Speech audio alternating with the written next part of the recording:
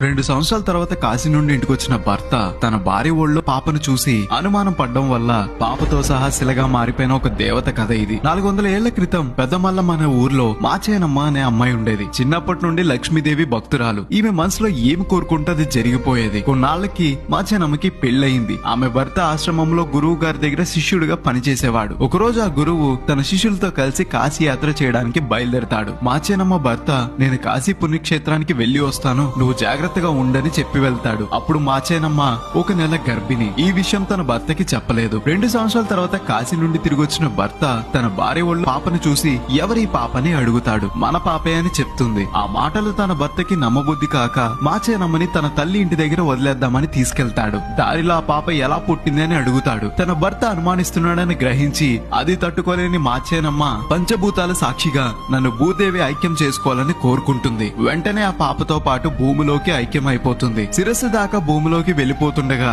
తన భర్త చూస్తాడు. ఎలా కాపాడాలో తెలియక జుట్టు పట్టుకుని లాగుతాడు. జుట్టు చేతిలోకి వస్తుంది.